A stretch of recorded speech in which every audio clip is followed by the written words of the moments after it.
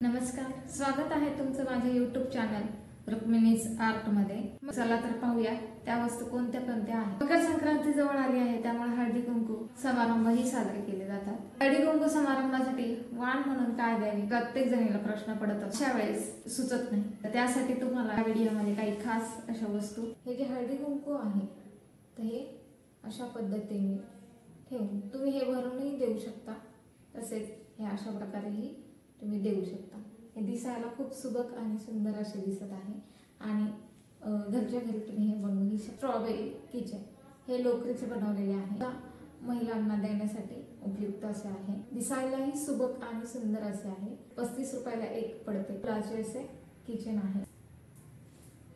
ही लोकरीची लक्ष्मी बांबू, याची प्राइस आहे 100 रुपये जोड।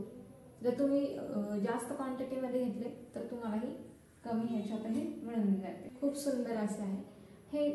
कुठेही तुम्ही रांगोळीमध्ये सजावटीसाठी ठेवू शकता, देवाऱ्यासमोरही ठेवू शकता। असेच कुठले सण समारंभ असेल तर तिथे डेकोरेशन साठी, तेथे सजावटीसाठी सुद्धा हे तुम्ही ठेवू शकता। त्यानंतर हेच लोकरीचे पान सुपारी, हे सजावटीसाठी आणि तसेच देण्यासाठी सुंदर असे आहे। त्यानंतर हे आहे लोकरीचे मोदक। तुम्ही पाहत आहात खूप सुंदर आणि सुबक असे दिसत आहे। तुम्ही हे हळदी कुंकाचे वाण म्हणूनही देऊ शकता। आपण दर महिन्याला संकष्टी चतुर्थी तर साजरी करतच असतो, तसेच गणपती उत्सव जे आहे त्यावेळेसही हे सजावट म्हणूनही ठेवू शकतो।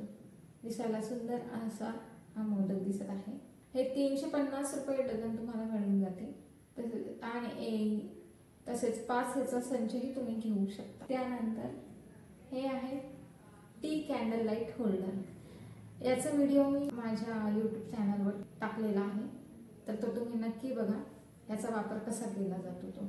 हेही हळदी कुंकू वाण देण्यासाठी आपण वापर करू शकतो किंवा हे हळदी कुंकूचं वाण म्हणूनही देऊ शकतो। ह्या सगळ्या सजावटीच्या वस्तू आहेत, ह्या तुम्ही देऊ शकता। तुम्हाला हा व्हिडिओ कसा आवडला नक्की कळवा। तसेच व्हिडिओ आवडल्यास लाईक, शेअर, सबस्क्राईब करायला विसरू नका। धन्यवाद।